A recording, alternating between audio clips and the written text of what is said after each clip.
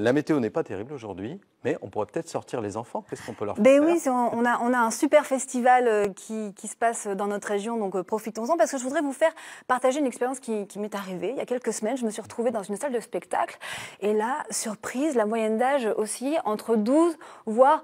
Allez, 18 mois, je suis gentille. Les bébés avaient les yeux écarquillés, les parents étaient visiblement émus. Et d'ailleurs, on va regarder un extrait de ce spectacle qui s'appelle Mokofina, donc présenté dans le cadre du festival Ribambelle, à Blainville-sur-Orne, près de Caen. Ça se termine ce week-end. Regardez.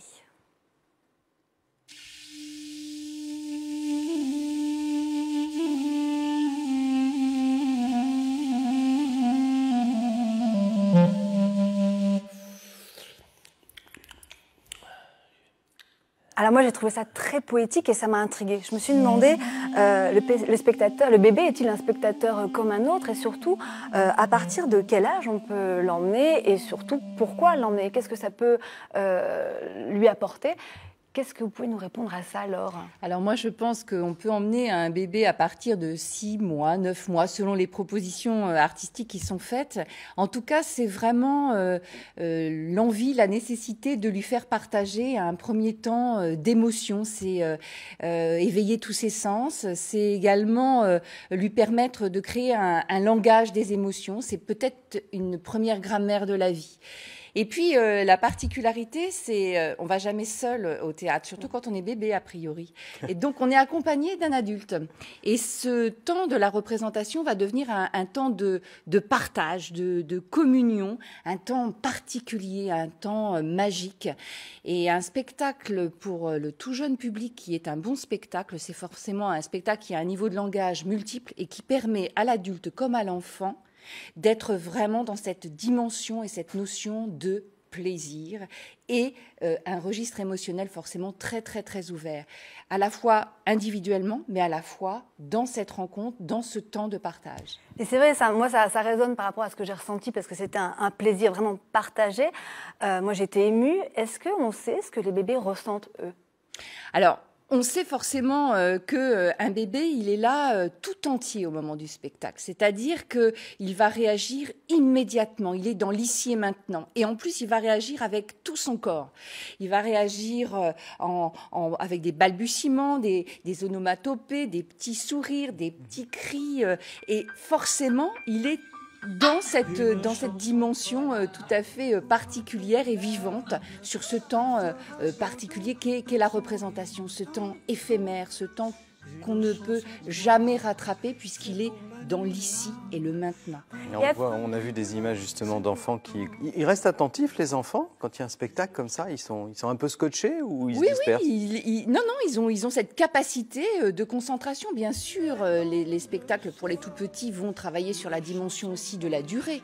On va plutôt être sur 25-30 minutes pour les enfants à partir de 9 mois. Mais ils ont une faculté absolument incroyable à être dans ce moment très, très présent. Mais à quoi sont-ils sensibles? Ça va être le son, la lumière? Moi, je dirais qu'ils sont hypersensibles à tout. Ils sont sensibles au son, à l'image, à la lumière, à la musique, mais de manière très générale à la poésie. Et pour moi, la poésie, toucher cette chose très spécifique et particulière, c'est vraiment l'enjeu artistique de la création pour le tout petit et pour le jeune public. Et justement, comment vous faites, vous, pour les émerveiller? Parce que vous avancez sur une ligne de crête, hein. Faut pas leur faire peur, faut les émerveiller, c'est pas facile. Alors, on a un petit peu une particularité au Théâtre du Champ Exquis. On essaie vraiment de mettre en place ce qu'on appelle un lieu d'accueil, c'est-à-dire l'instant juste avant d'entrer dans le spectacle est tout aussi important que pour le comédien quand il entre en scène. Donc, on va préparer ce moment-là, c'est-à-dire qu'au Théâtre du Champ Exquis, on fait toujours un espace, un sas, où on peut déposer ses vêtements, où on peut s'installer, où on peut attendre que tous les autres soient prêts. Parce qu'on est aussi effectivement dans cette relation quasi charnelle avec l'adulte, mais on est aussi dans un groupe. Donc c'est quasiment un premier acte dans une société où on va partager à un moment donné, puisqu'on est souvent sur des groupes autour d'une cinquantaine d'enfants et d'adultes, et on se prépare à ce moment-là. Mais vous, en tant que metteur en scène, ça se travaille de faire ce spectacle-là. Faut faire attention de ne pas leur faire peur. Donc comment vous travaillez? Alors on est souvent dans une dans un timing un peu particulier, c'est-à-dire on va avoir forcément, comme toute création, un temps de répétition pure juste avant le moment de la sortie du spectacle. Mais par exemple, là tout de suite, on est en train de préparer une création qui s'appelle Une miette de toit. Et cette Ça va plaire création, à Pierre, ça, une miette voilà, de toit. parce que c'est autour de la nourriture. Et donc du coup, pour cheminer, pour travailler petit à petit, on va rassembler des ingrédients. Et ces ingrédients, on va les chercher dans un endroit très particulier qui est celui des lieux de vie des bébés. Donc on va aller dans des crèches, on va aller écouter, on va aller entendre, on va aller tester, on va aller s'essayer, on va passer de l'endroit du lieu de vie à l'endroit du lieu de création, c'est-à-dire au plateau.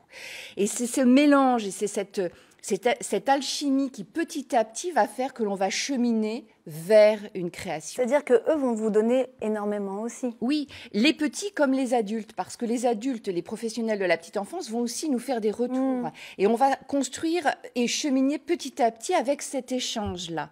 Donc ça met du temps, parce que forcément, on ne peut pas arriver comme ça et tester juste des choses comme ça. Il faut vraiment être sur cette dimension, cette notion de partage.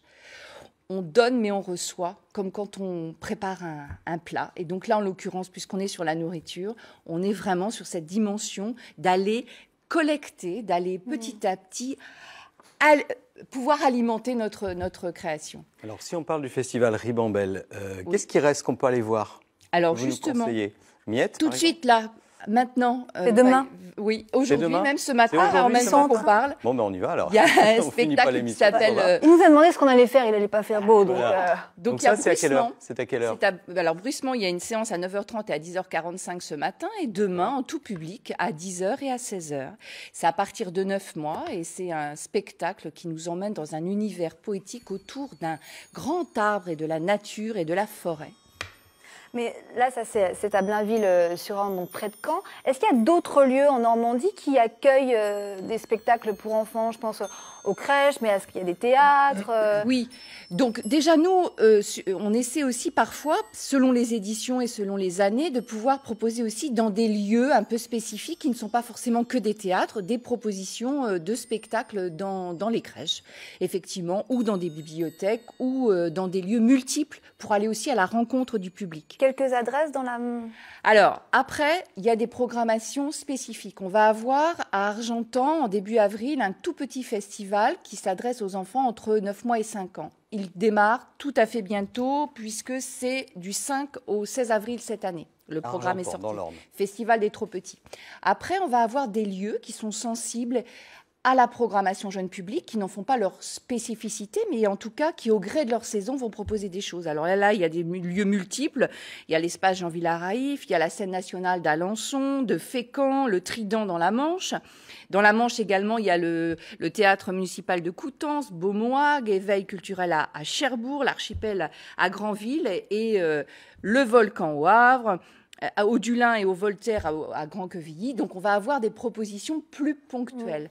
Mais en tout cas, notre particularité et notre spécificité, c'est que l'année prochaine, on fêtera les 20 ans du Festival Ribambelle. On reparlera. En 2018. Bon, en tout cas, toutes ces adresses, on les a notées. Pierre, vous avez déjà emmené votre petite fille au spectacle? Non, pas encore, mais je découvre avec plaisir, parce que ma fille a 3 ans, et moi qui suis très très sensible justement au spectacle et au monde culturel, je me suis toujours pour le moment...